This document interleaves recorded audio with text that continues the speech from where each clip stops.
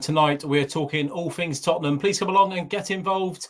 You would have seen the link to join the studio. Come and have a chat about, like I said, all things Tottenham, because we are reviewing Paris Saint-Germain and we are also taking a look at Fulham, which is tomorrow night.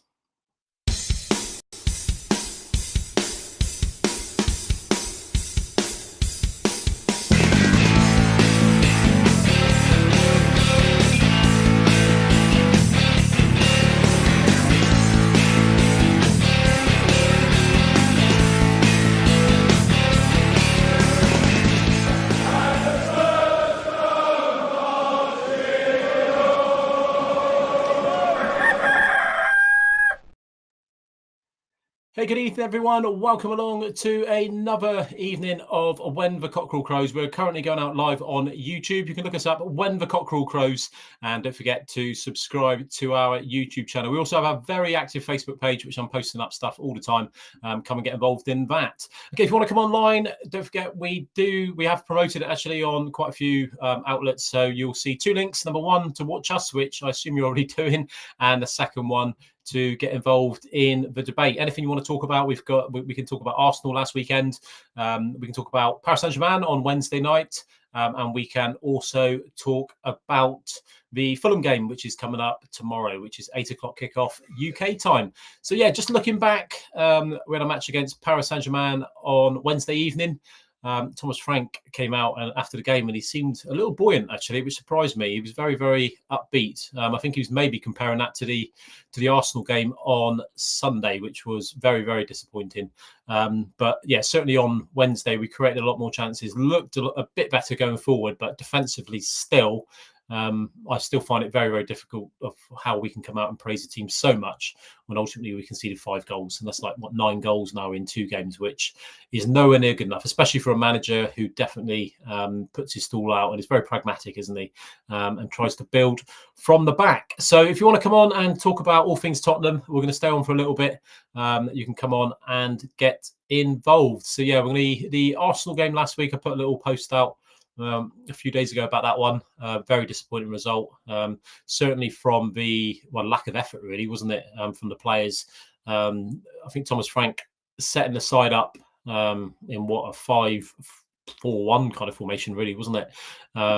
To kind of see the game as long as we could, being tight. I think in his eyes, maybe being 0-0 until about the hour, 70 minutes, and then opening up a little bit and going for it. But it didn't kind of work, did it? We unfortunately were 2-0 down at half time. He kind of changed the side around a little bit at half time, tweaked it a little, but to concede within 30 or 40 seconds, or certainly within a minute of the second half, was a real low blow, and something that we never really recovered from, did we? A good goal by Richarlison, but we never really got going after that. So yeah, it was disappointing, very, very disappointing. Lack of effort. I've spoken to numerous people this week about these big games. Do you know what I mean? Like the big, like the derby games, the massive games where no matter what level you're playing at, just win your first tackle, put your stall out, shown that whoever we're playing against is going to be in a game. But I don't think we did that, really, did we? So yeah, we were quite disappointed very disappointed against Arsenal. And to take that to Paris Saint-Germain, I think as a fan, I was just kind of hoping for an improvement. And we kind of had that, didn't we? Albeit, we gave away a couple of sloppy goals, especially after leading twice in the game.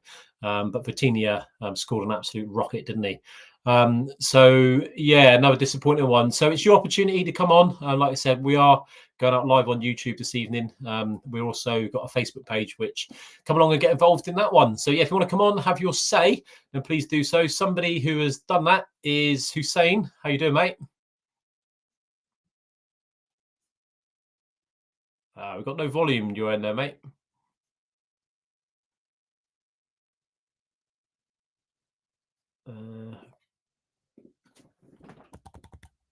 Can't hear you at the minute, bud. No, we haven't got any volume on you at the minute, Hussein. What I'll do is I'll get you to leave I'll get you to leave, and then if you come back in, that might fix it.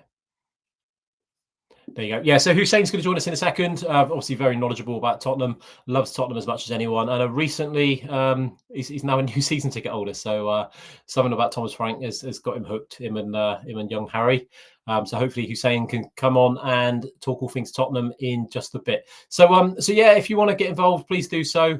It's the show for you. There's no agendas on this show. We talk about anything you want to talk about regarding Tottenham, whether it be your first game, how things are going at the minute, what you're looking forward to for the future. If you want to change anything, what your hopes are. We've got the January transfer window, haven't we? Just around the corner now. It's about 4 or 5 weeks away, 5 weeks away. So yeah, if you want to talk about that, what your hopes, where you think we can improve. Talk about the Fulham game tomorrow. Anything Tottenham related, just come on and talk about it. It's your show. So, but like I said, we're going out live on YouTube. You can also email us to stay at the front of the queue whenever we go live and to keep up to date with everything that goes on. And that email address is whenthecockerelcrows@gmail.com, which is whenthecockerelcrows@gmail.com. So that's for the live shows. We've got some very, very exciting special guests lined up over the next few weeks, which I'm very, very excited about. I won't go into too much about it now because, do you know what I mean? I want to make sure that these are going to be big surprises. We've got some absolute, and I do not use the word legends lightly. We've got some massive Tottenham legends coming up over the next few weeks who have very, very kindly agreed to give up their time and come on to this YouTube channel and talk about Tottenham. So yeah, so hopefully we can put them out to you over the next couple of weeks. So, but yeah, if anyone wants to come on, then please do so. I'll just have a little look back at the Arsenal game. I'll bring up some stats for that game now. Expected goals 0.07. That's probably as bad as it gets, really, isn't it? Total shots on goal 3 for us to their 17. Shots on target 8-2. Big chances created. Didn't create a single big chance. I know Richarlison scored as a bit of a worldie, wasn't it? From 45 yards or 50 yards, whatever it would have been. But yeah, what a good goal that was. But no big chances created. 1 corner to their 4, and 4 saves by Vicario to their 1. Okay, if we look at the defensive and attacking side of the game, the total passes 328 to ours to 442. So they dominated possession, didn't they, really? Long passes 51 to our 55. Through balls 0 to their 3.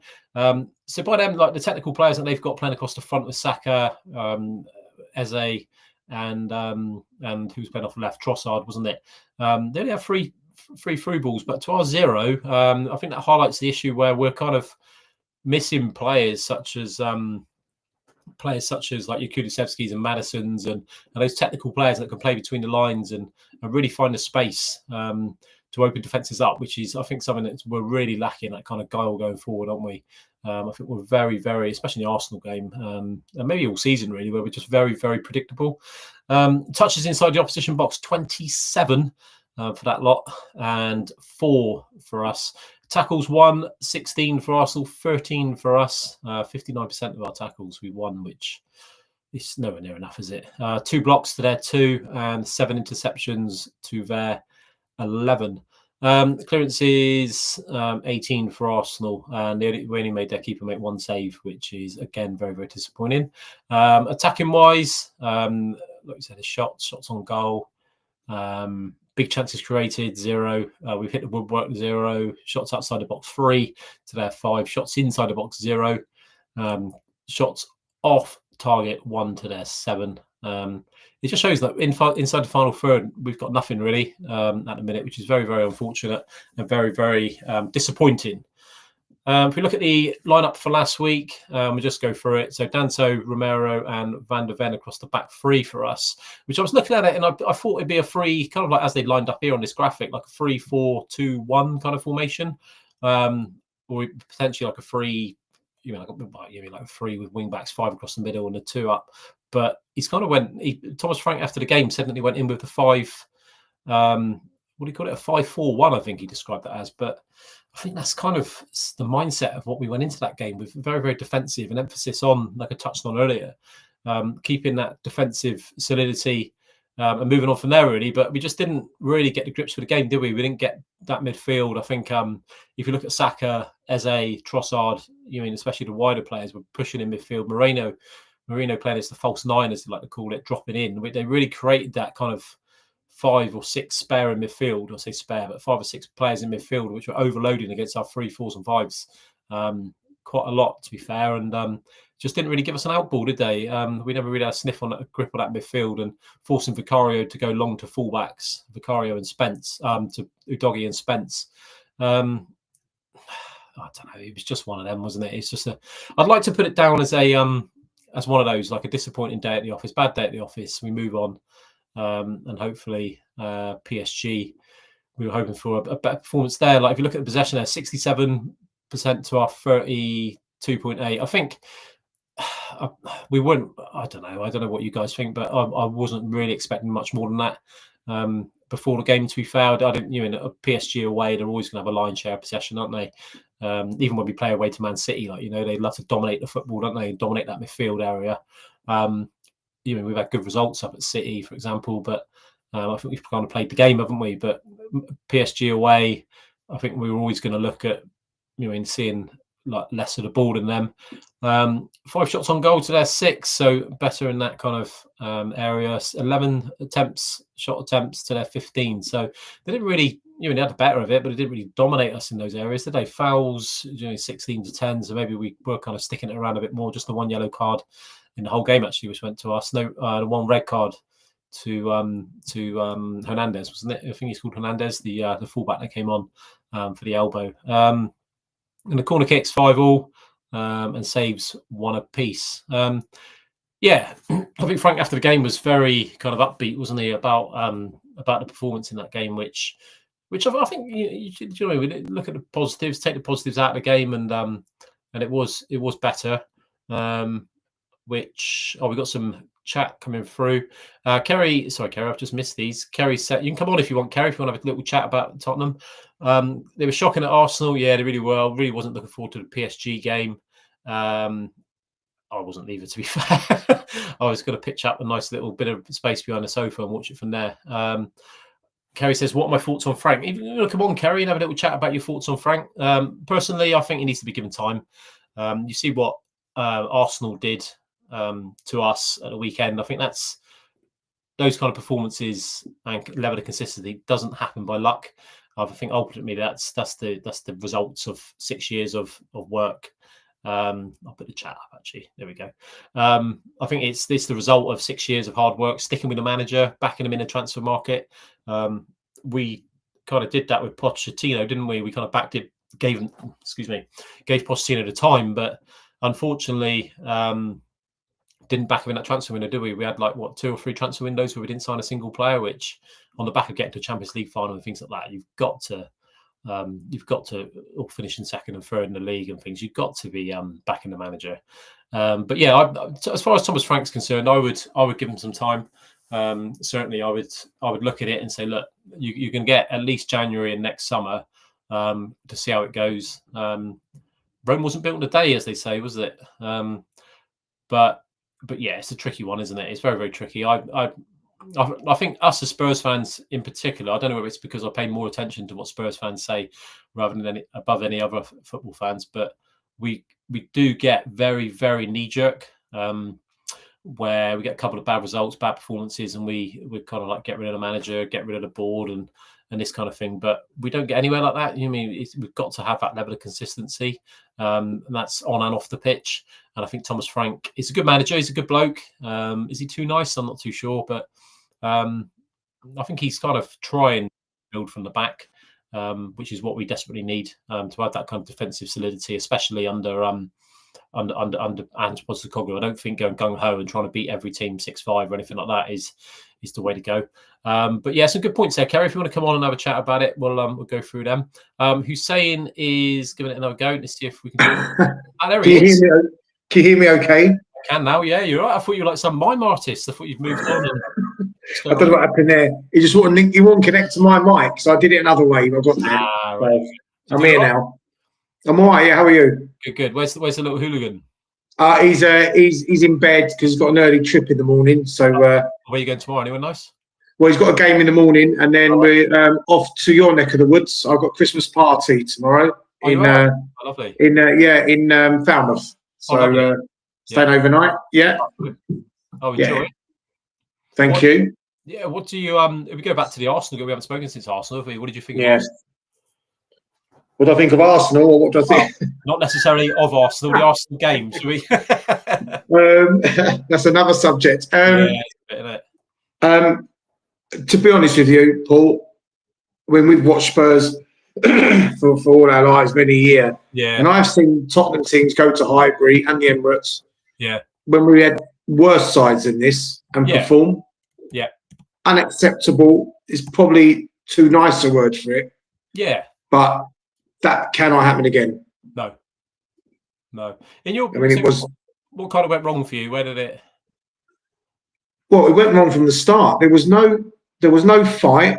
No. We didn't win any balls, any second balls. We couldn't string two passes together. No.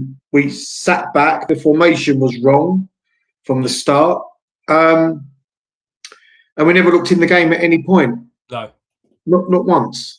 No. And you cannot go there and play your biggest rivals and not turn up. It didn't feel like an North London derby. No, it didn't. Yeah. So to be honest with you, Paul, there's a lot more words I could use, but diabolical is probably one I would use because it's just not good enough. No, it was poor. Do you think that was from Frank kind of setting up into 5-4-1 or whatever? Well, he has to be he has to be at fault. But also we have to look at the players' mentality here. Yeah. You know, we've got Richarlison running around like a headless chicken. At least he attempted something, but the rest of them, and Romero was poor, Van der Ven was poor. Yeah. And we can't keep doing it. I mean, it's not the first conversation we've had, Paul, about these performances. Chelsea, prior to this was bad. It was bad, yeah. But this was dreadful. Do you think? Forget the fact it was take into consideration the fact it was Arsenal, but do you think on last Sunday was worse than Chelsea or? Yeah, for sure. Yeah, for sure. I mean, there's not much in it, to be honest, Paul, but they're both equally as bad as each other. But that topped it because you're playing your biggest rivals. I mean, we don't get on with Chelsea very well either, but you can't go to Arsenal and not turn up. No, you cannot. You've got to play football. No. So, what if anything, do you think Frank would have learned from that game? Sorry, say that again. He was. If anything at all, is there anything you feel Frank could have taken out the Arsenal game as a positive, or was it just one of That's a question. No, no. Maybe Vicario. Made a couple of saves. Could have been 6 or 7. Yeah.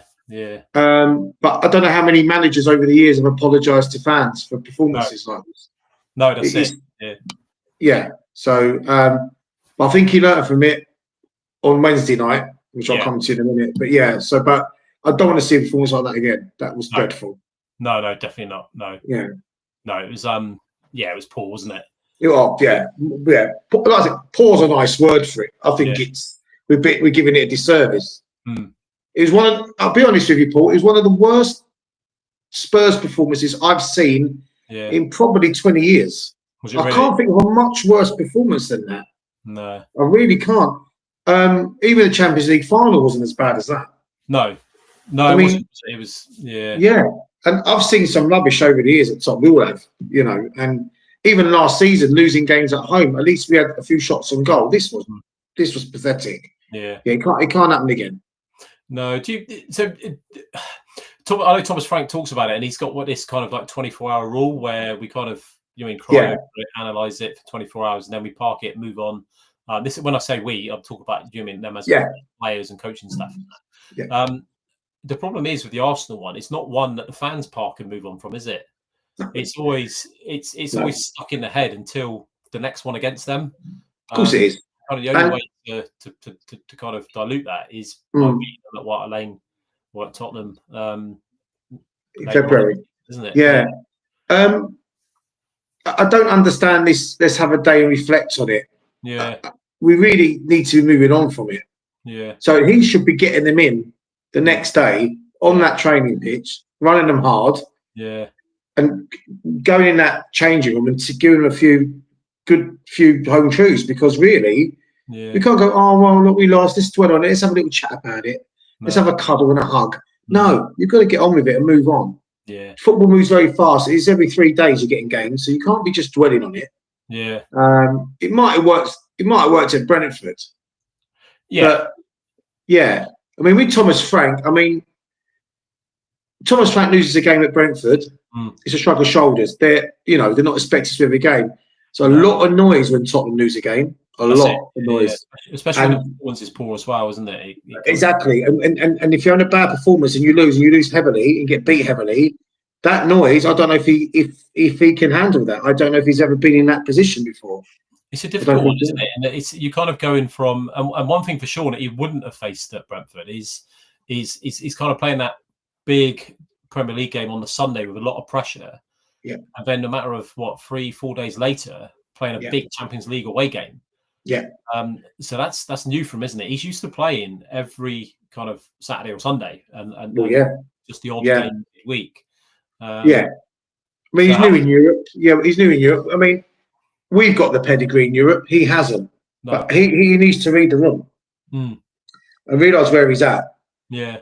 Because we're getting to a stage now where I think other teams are thinking, well, these are not top six anymore. They're not big six. No, yeah. We're getting to that stage, and it's got to change. Yeah. But yeah, I'm not sure. I mean, really, Thomas Frank. To be honest with you, I was Frank out a few weeks ago. I was definitely Frank out on Sunday night. You really you wanted him gone? Well, yeah, because that's we have a go at Postecoglou for his football last season, and some of it was absolutely dreadful at times. As you know, we were there, we had the chats, and then prior to that, Conte, and then prior to that, Mourinho, and then obviously the last season with Poch. We've had bad performances, but that is I cannot understand. Yeah. What to go into a game like that and play five at the back. Yeah. And just let them come at you. They're top of the league. Forget they're your rivals. They're top of the league. They're the best. I think the press conference on the Friday leading up to the Arsenal game, he was asked, did you see it? The Eze comment. No, like you said, you touched on there about the five at the back. He was asked the question because at Brentford, every time they played a top four, top five, top six kind of side, he always switched up to the three centre halves. And they asked him, is that what he would be looking to do at Tottenham? And he didn't give the game away. He kind of kept it neutral. But ultimately he did.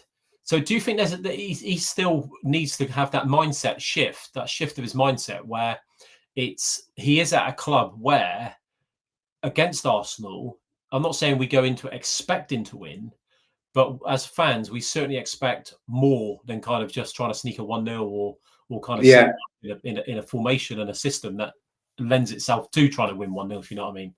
Yeah. The three at the back, Danso, Van der Ven and Romero. Yeah. From what I could see, he's brought Danso on. He started him for the simple fact he can take a long throw. Yeah. Yeah. Every free kick in our half was kicked by Vicario. Yeah. So his intention was just to lump it long. Yeah. Flick it on, and if we score, we score. Yeah. The problem is when you've got attackers who are on top of their game at the minute, who are on form. Yeah. You can't cope with that. You just can't. No. And so I think, to answer your question, if he's a bit of a tinker man, isn't he, Frank? Because he's done it. He plays 5, he plays 3, he plays 4. Yeah. I do like that about him because he's not like Postecoglou, where he's like, well, we're just going to play 10 up front. It's who we are, mate. It's who we are. Exactly who we are, mate. Yeah. So, but he's got to now. I mean, he's had enough time to work out his best system here.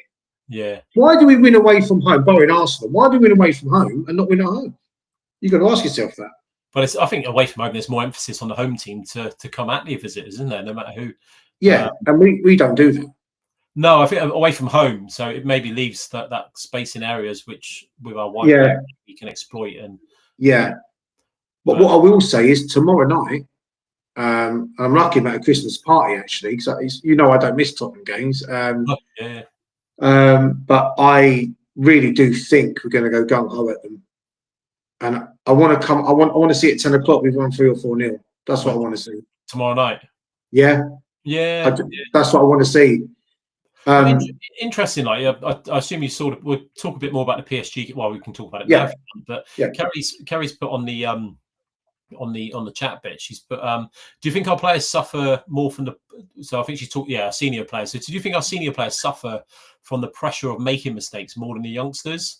So I think she's talking about like Bergvall and Archie Gray, who both played well against PSG. Yeah. And she said, I know what the point she's making here. She said Ali Gold, so Alistair Gold, who reports for football on Tottenham, made an interesting comparison today where he was talking about maybe this being a turning point, similar to that with Pochettino when he had like some younger lads in, with Archie Gray and Bergvall. So now is there, because I know Frank said at the press conference today, he made reference to them being ready to play, saying that if you can perform away at PSG, then you're ready to start in the Premier League. So do you think, like, a couple of questions really, do you think there's more pressure on the senior players than what there is the youngsters? And also, do you think Bergvall and Gray should or will start tomorrow? Yeah, so to answer the first one, there's definitely much more pressure on the experienced players. Yeah. Because they know they're at a club where we're expected to win. And everything is scrutinised with them. Everything, the big money they're on. When you've got Bergvall, Gray, and we put Sarr in there because he's still young, as well. They've got nothing to lose. They've got nothing to fear. No. And you saw on Wednesday night how good Bergvall was. He was our player of the season last season. Yeah. So I don't see any issue with playing these young boys because at the end of the day, it can't be any worse than the experienced players who are not performing. Yeah, that's it. Yeah. You know, and you've got players like, Kudos and Polina. Yeah. Great, but I love Bentancur, but he makes errors sometimes. And you're like, how is this possible? You know, Xavi Simons, another one. Yeah. So, but he falls into the young category for me, Xavi Simons. He's not that old. And he's not an experienced Premier League player like Maddison, Kulusevski, Solanke. Yeah. Romero, Van de Ven. So, but yeah, I would play them. I don't see any issue with it. Because you saw on Wednesday night how dominant they were in the midfield. And we came up against a strong PSG team. Not many teams will go there and score 3. No, they won't. I know. Bayern Munich went there like earlier in the stage, in the Champions League and won. They are a very good side, aren't they? Do you mean Vitinha? What a player! I know, like Frank. It's got incredible at the end, wasn't he? But incredible. But again, we were 2-1 up. Gets to 2-2, and another mistake. Yeah. It's just a sloppy. You get rid of that, you win game. We did it in the Super Cup against them as well. Just sloppy mistakes. Got a bit tired. Yeah. To be honest with you, I wasn't expecting a win in that game. No. And I've come away thinking, well, we've lost 5-3, but we've played well. Yeah. Well, we played a lot better than Sunday. I agree. I think like the PSG game, we could take a lot more out of that than what we could on Sunday. Oh, for sure. We wanted. Go on. No, you're right. I was just saying we wanted an improvement. We got it. Oh, for sure. Yeah. But ultimately, we still conceded 5 goals. We can't. Yeah. To be honest with you, I looked at the 3 that we've got Slavia, Prague, and Dortmund at home, and then we've got Frankfurt away. Yeah. Realistically, Paul, that's 9 points. Yeah. Frankfurt, we beat them last season away. They're not great. No. Dortmund, not great. I think they're going to be through anyway. Yeah. Some of these games, there's no jeopardy on them, and this is the problem in the Champions League now. But I think we'll be fine. I think we'll probably finish in the top half of the second section, where we need to play a knockout. Yeah. But as long as we qualify, we can't make any more mistakes now. No. In the Champions League. And we need to win on Saturday to get there. So we've got Fulham, Newcastle away, Brentford, Slavia. Yeah. Win 3 of those 4, I'll be happy. So I'm assuming you're thinking a Newcastle away is going to be. Well, do you know what? I know we haven't got a great record there, but we did have a good record prior to this. We used to beat them all the time. Yeah, we did. Yeah. With Teddy Sheringham scoring there, Kane scored a few times there, Son. Yeah. And this behaviour of Newcastle, sorry. Nasser Chadli had a couple on a Wednesday night. I knew it was someone else. Yeah, Nasser Chadli. Yeah, we beat them 4-0. Yeah. Yeah, that's right. And then we've had that little blip where they beat us 6-1, and since that 6-1, we've not really beat them. I don't think at their place, and they beat us at home. Yeah. But they're beatable. You know, let's not be all pessimistic. I mean, I don't see why we can't go there and win. No. Yeah. You know, What? So Kerry's saying like the Bergvall. I think she's hinting that the Bergvall head injury messed his kind of rhythm up a little bit, didn't it? Yeah. But if I just look at the press conference from today, the exact quote was, so Archie and Lucas were brilliant. This is the question that was put to Frank. So the interviewer said, Archie and Lucas were brilliant. They've played a lot of games this season, but only started once together in midfield in the Premier League. Would you have any hesitation in them starting together in the Premier League, or are they not quite ready? So Thomas Frank has replied, I think if you perform like they did against the European champions away from home, I think you're ready to start in the Premier League. And then the interviewer came back and said, so no hesitation to play them against Fulham. And he said, absolutely not. There you go. So based on that, would you say they're starting tomorrow?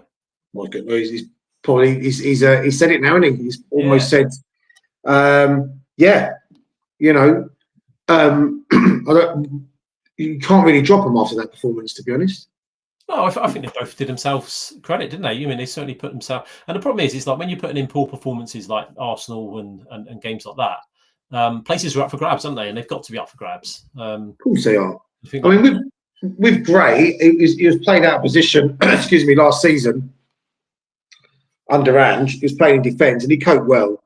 Yeah. But he's not a defender; he's a midfielder. And you know, it took Bale a while, didn't it? He was playing at left back. Yeah. And he wasn't great. No. And all of a sudden, boom, he was there. Yeah. And I think that could be the same for Gray. Yeah. But he needs a run in the team. But yeah, I'd start them. You've got nothing to lose. I don't think. No. Yeah, definitely. Where would you play them? Would you put them both in midfield the same as? Well, yeah, well, I mean, you can't. The problem is, do you play one or two up top? So, I mean, I would play Mawani up there on his own. Yeah. And then I'll put Bergvall as like the 10. Yeah. Just, you know, and then Archie Gray maybe. Well, he played on the left actually on Wednesday, so I quite like him there. Box midfield, didn't he? Yeah, and I like. He's got a lot of energy as well. I like him to put him there. But then you got Kudos on the other side, so you know I think that'd be quite interesting. Simmons is the one. It's frustration with him, to be honest. Yeah. I'm not really sure what I make of him. I can't really give you any. He's just frustrating. Yeah. So what formation would you go in with then? So consider. So we look at tomorrow. Yeah, you know, you would play. You would probably play Van de Ven and Romero centre backs, and then you'll have. Romero suspended tomorrow. Oh, of course. Sorry. So it'll be Danso. It'll be Danso. Sorry, I forgot he got sent off, didn't he? No, he's had 5 yellow cards. Sorry, yeah, I was confused with Johnson. He got suspended the other night. So yeah. So yeah, you play Danso and Van de Ven at the back because there's no other centre backs, is there really? Well, Dragishin's coming back, isn't he? But he's not going to. Yeah, but he's not fit, is he? He's not ready. He's not played a game in about 6 months. Yeah, so I don't mind Danso. To be fair, I think he's all right. He's not a world beater, but he does a job. So I think that's fine. Do you think with Romero being suspended, it's going to force his hand to go with 2 rather than trying to find a way and playing with 3? Well, who's going to be the third? Well, that's what I'm thinking. Like whether he would, an option could be Archie Gray or someone like that.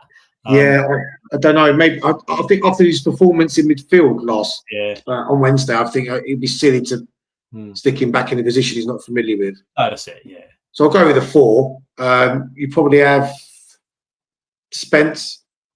Yeah. What, left or right? It'd be right. I would imagine Udogie on the left. Yeah. One of them out of them 3, Porro's going to have to miss out, or Porro or Spence will miss out. He tends to play Porro alternate games, doesn't he? So he had him. Did Porro not start on the bench on Wednesday? Have I got that right? No, I think he started. Did he? Started. Sorry. So normally, yeah, I think he'll start Porro on the bench. So he doesn't play 2 games in a row. He doesn't like doing that. No. Yeah, I think Porro started on the bench for Arsenal, didn't he? That's right. And yes, you're right. It's a bench Arsenal. He started for PSG. So probably back on the bench again. I've got it there actually. So Arsenal, yeah. So it was Udogie left side, Spence right side. Yeah. That's right. Yeah. There we go. So there we go. And So Spence on the right, Dogu on the left, and then the midfield. He likes playing Paulinho and Bentancur. Yeah. Sometimes it works, sometimes it don't. I like them both, but you cannot drop Paulinho, I don't think. No, he's kind of like alternate games, isn't he? He was well, he created the goal against Arsenal, to be fair, Paulinho. That's the only bright thing we had actually in that game. And playing against his former team tomorrow as well. Well, this is it. Yeah. Yeah, I like him. He's a good tackler. So I will start him. I'd have obviously Archie Gray, Bergvall. Yeah. To be honest with you, he'd probably start Bentancur and probably leave Bergvall on the bench, bring him on. Do you think so? He won't. Yeah, well, I don't know. I mean, after that performance, you can't really drop Bergvall, to be honest. And Kerry's right. That head injury sort of stopped him in his tracks a little bit. Yeah. Because he was out for 2 or 3 games, wasn't he? After that, he came off. A bit of momentum, wasn't he?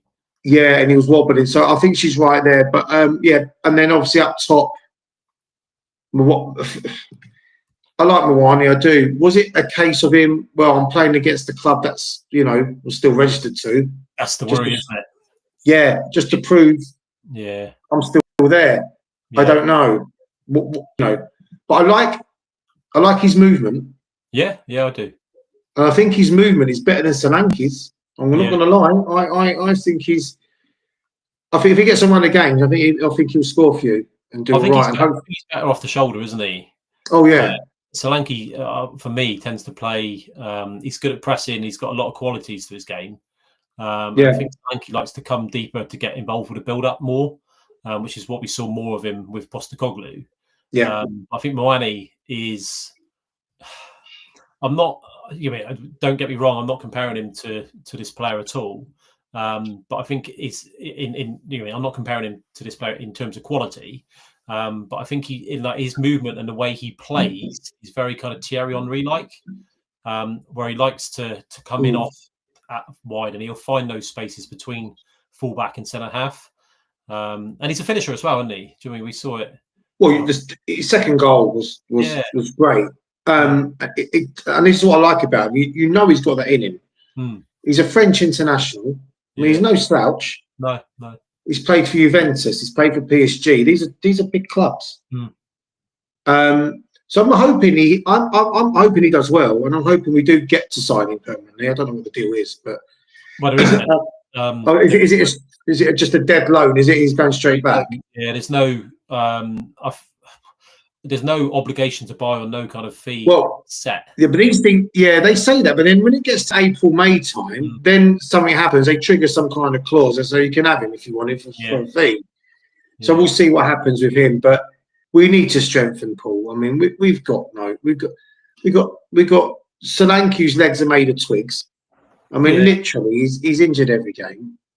We can't rely on him. Maddison is out for near enough a year. Could have said he should be back, I'll say January, February, maybe. Yeah. But he needs time to get up to scratch. So we've got a lot of injuries and we need players. We've got no depth. Well, look at the bench on the Champions League. The bench in the Champions League is ridiculous. Yeah, well, yeah. So like I think there was like 3 lads then that played in the morning, weren't they, for the But there's one man we have not spoken about, and I think this player is a little bit underrated, and that's Tell. Oh, right, okay.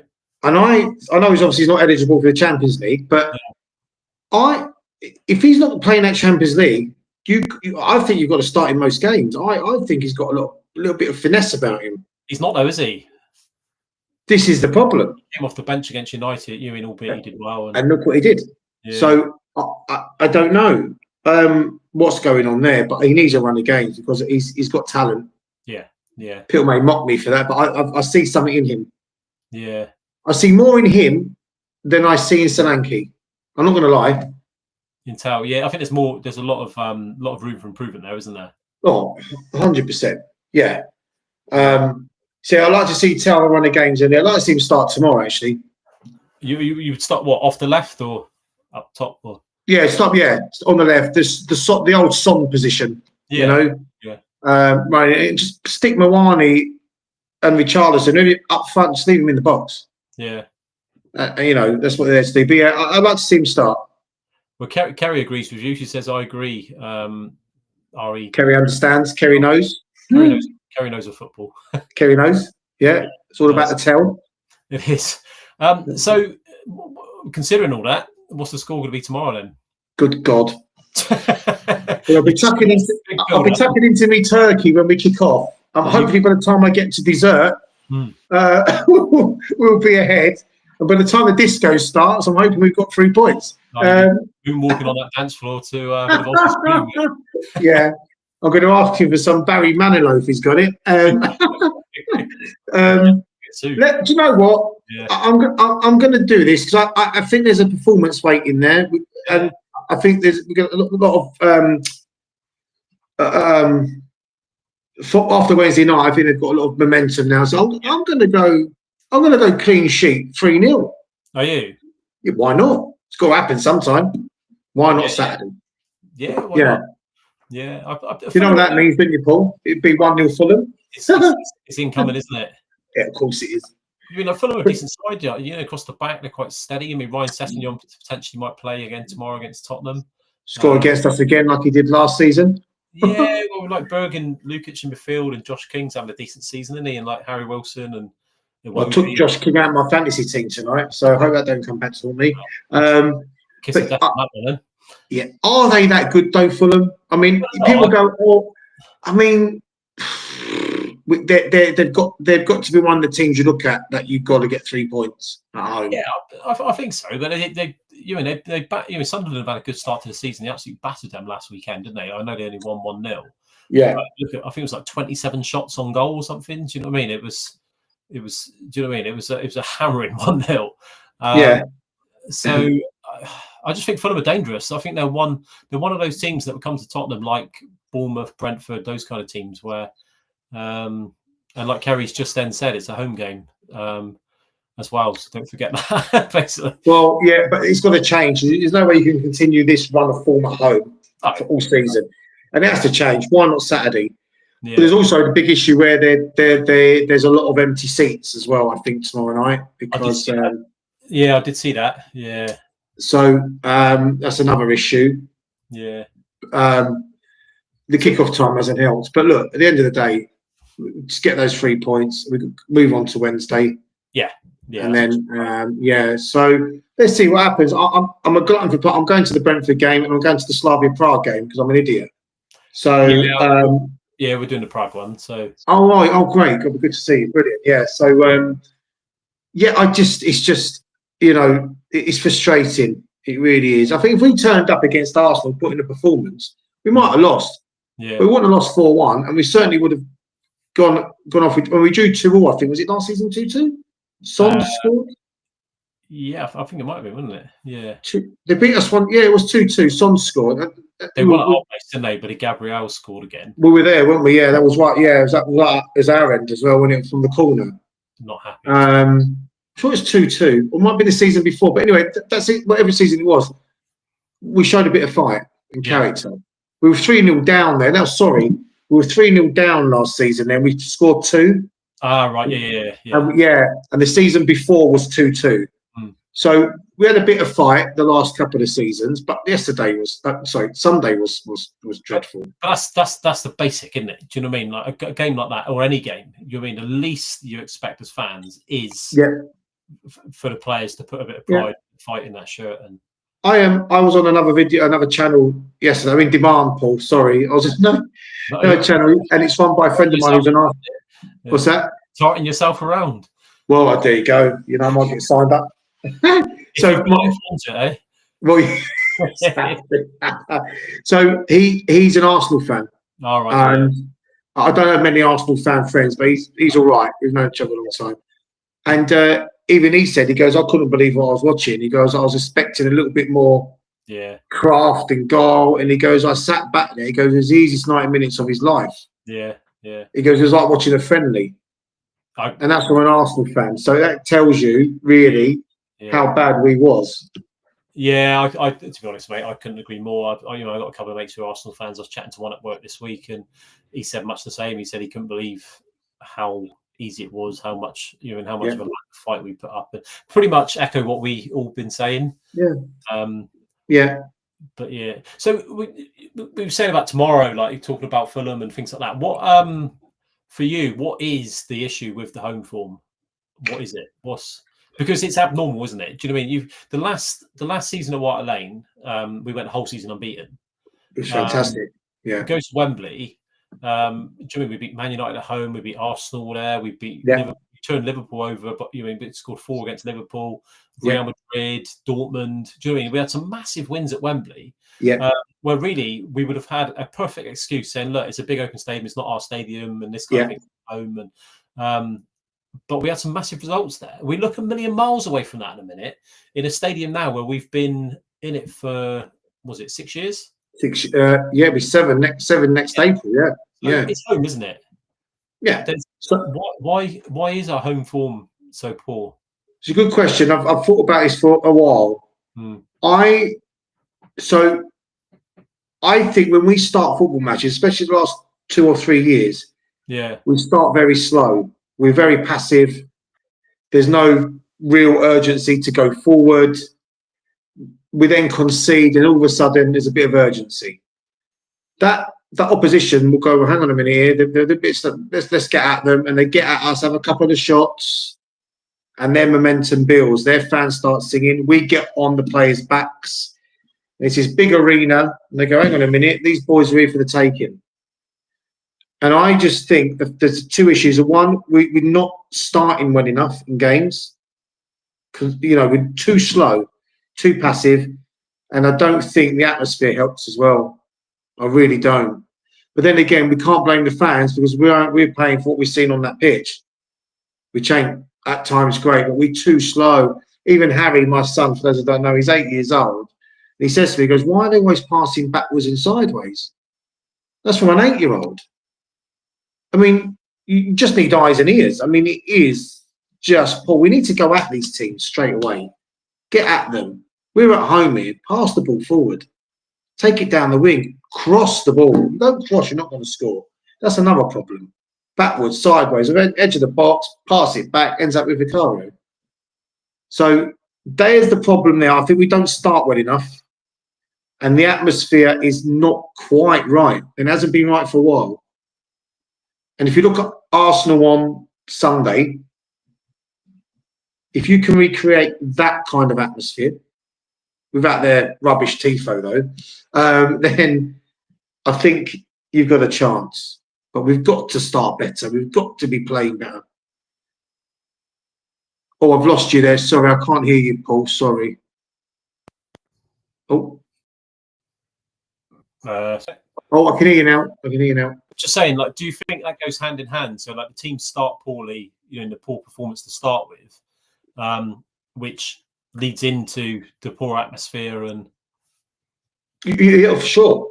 Yeah. So let's look at Arsenal, for example, on Sunday, right? You never hear that atmosphere there, very rarely. They go 1-0 up, and it was continuous. Yeah. Continuous. 2-0, 3-0, bang.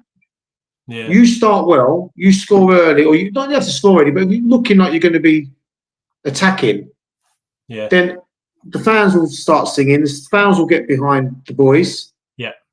And more than likely, you're going to win the game. But you cannot start like this. You cannot start passing backwards. You can't keep doing this. No. There's times where I sit there, I'm like, what am I watching here? We travel all that way. Yeah. Spend a lot of money. And I'm sitting there and I'm like, oh, this is just ridiculous. Yeah. So when you see at the bottom of the screen there, like Kerry said, she said ticket prices, a lot of tourists, older diehards, no longer chant, lack of confidence, groans from the crowd. They're all factors, aren't they? Kerry's hit the nail on the head there. They're all. Well, yeah. So, I mean, we've had this chat before, and Ian and everyone, we've all had this chat on the bus up and whatnot. And the problem is, there's a lot of. If I want to sing a song, I get stared at.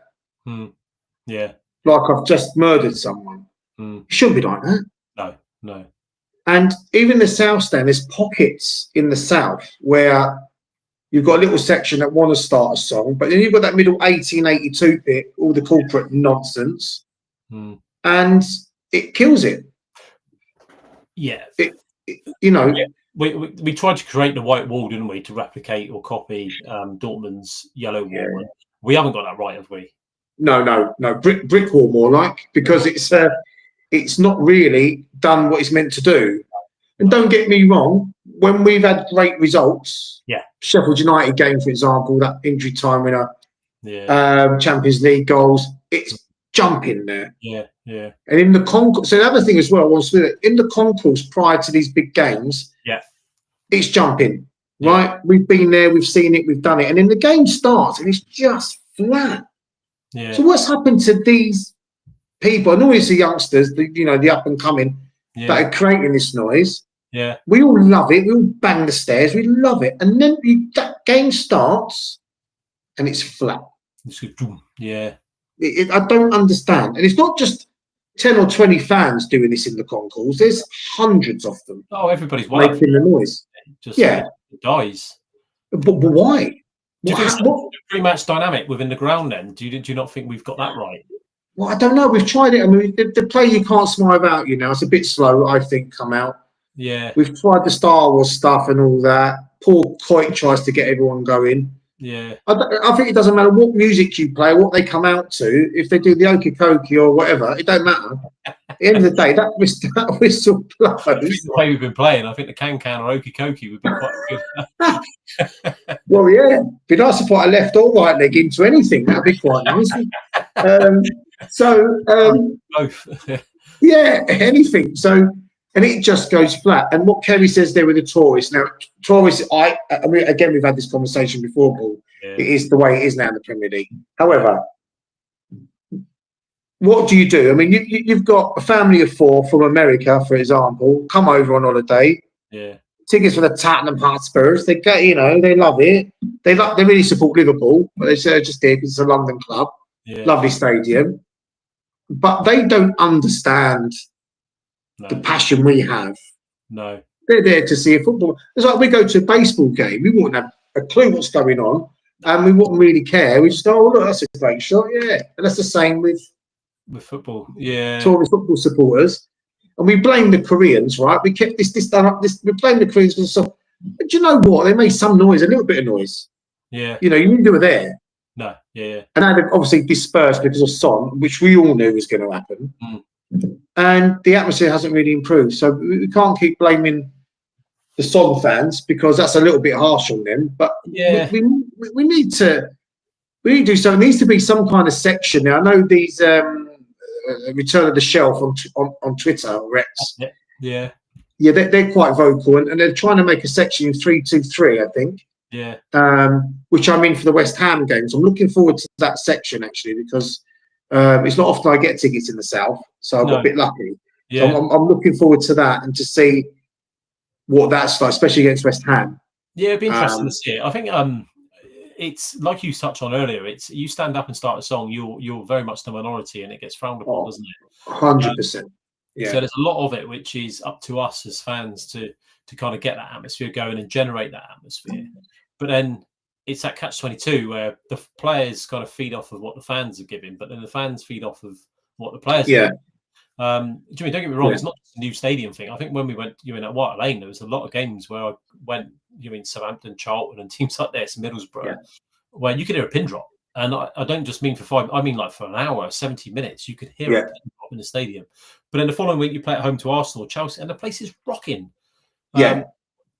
Unfortunately, you can't just pick and choose which games you want the atmosphere. You can't. It's got to be creating that fortress at home, isn't it?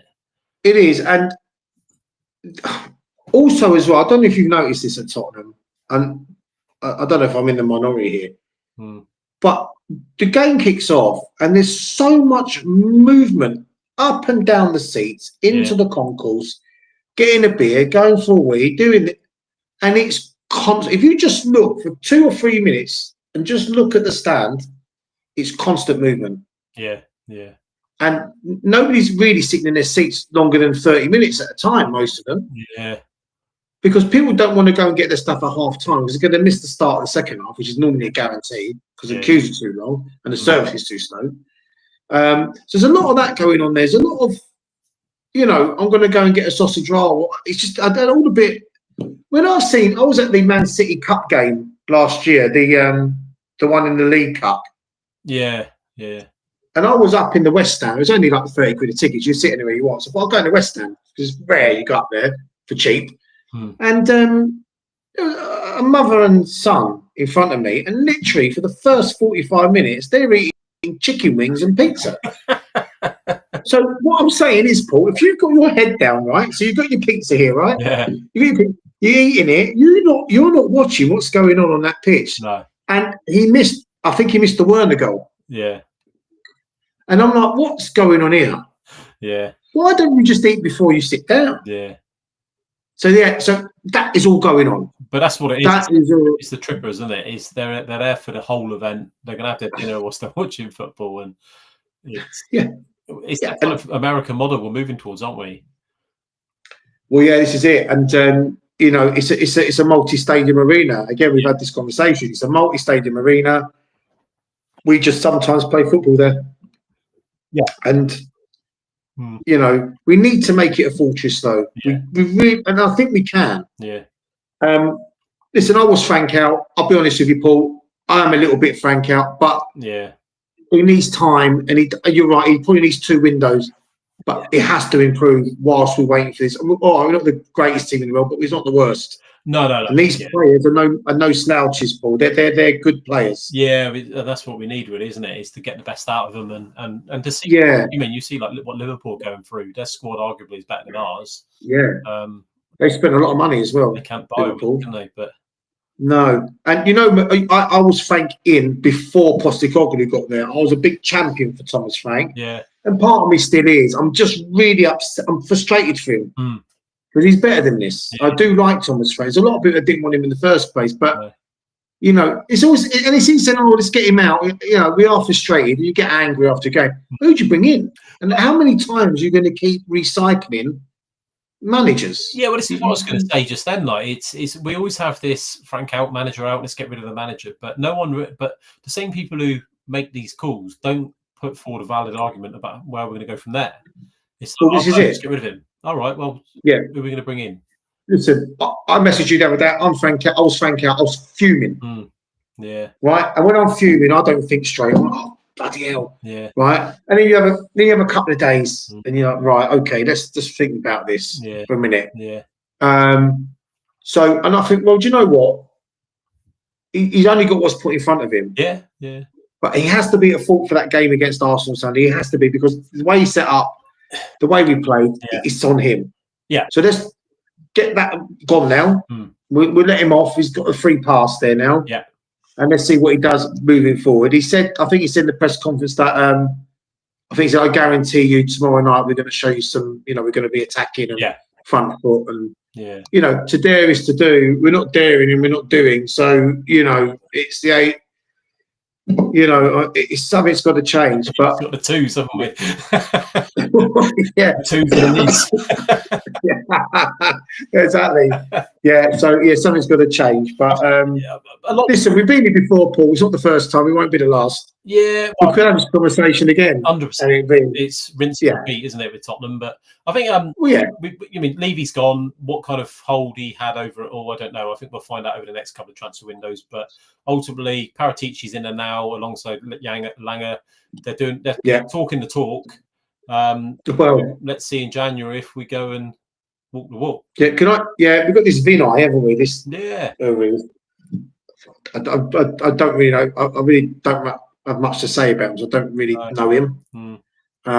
It's like when you bring home, that your daughter brings home a boyfriend, and you're just not sure about him. You need to see him a few more times. Let him take her out a few more times and see how he is. Yeah. And I say he talks a good game. Yeah. But I don't know if it's the ENIC thing. So now that Levy's gone, that the puppet master. Yeah. Fundamentally, Paul, it's still run. By the same owners. Yeah. Yeah. They keep saying they're not going to sell. They're not going to sell. They keep saying it, and they haven't. No. And they're pumping money into it. So let's just see if now January in the summer what they're going to do. Yeah, without meaning to go over old ground, I think it's always dangerous when you've got someone like Levy in there who's got quite a large shareholding within the club, controlling the finances ultimately. So in effect, even though he's spending the club and Lewis's money, he's kind of indirectly spending his own money as well. And maybe that was because he literally did penny pinch, didn't he? He did. And I don't you know what Vinay's deal is. I don't know whether he's just employed as a chief exec and he's going to run it as that. But I don't know. I think January's going to be the one, isn't it? If we're having these same conversations on January the 31st or February the 1st or whatever it is, then maybe I don't know. We'll have to see where we go, mate. But yeah, so we don't know what goes on behind closed doors, do we? We you know, no. We're normal human beings. It's not. Yeah. We don't know what goes on a day-to-day thing at Tottenham or any other football club. So as he's saying, "Oh, go and buy that player. Go and buy that player." It ain't as easy as that. No. And I think Daniel Levy made a comment a few years ago about, well, yeah, we've got the money, but we need to get it from the bank, and the banks are not as easy to deal with. No. So it's not as easy as, oh yeah, there's 50 million, just go and buy that player. It doesn't work. So there's lots of things to it, but so. Hopefully, a win tomorrow night. That'll make us happy. Fingers crossed. What could possibly go wrong? Famous last words. Enjoy your turkey. Oh, well, I'll try to. Yeah, we'll have my phone on the table, hopefully. Probably. I do. Yeah, I don't care. Yeah, but we'll go for that. Well, thanks for having me on, Paul. Much appreciated. You're always more than welcome. Hopefully, speak to you. Thank you. All right. Yeah, cheers. See you soon. Up Spurs. Up Spurs. Cheers. See you later. Cheers. Bye. There you go. That was Hussein talking about Tottenham and our recent form and woes, and looking ahead to Fulham tomorrow. So that's it for this evening. Thank you very much to for Hussein coming on, and also to Kerry, very vocal on the chat, and that's thank you very much. Keep an eye on YouTube. We'll be going live again next Friday. We're going to go live from 8 o'clock again, so we'll be reviewing all of the action from tomorrow and looking ahead towards the next league game, which I believe is Newcastle away next weekend. But anyway, there we go. That's it for this evening. Thank you very much. Don't forget to subscribe on YouTube and also get involved with our Facebook page, which is, you can look it up on When the Cockerel Crows on Facebook. If you want to join our live shows and things like that and keep up to date with the news, then email us on whenthecockerelcrows@gmail.com. I'm going to put this video up. It'll be up in about an hour. So if you've missed any of it, you can watch it back live. But until then, thank you very much, and up the Spurs.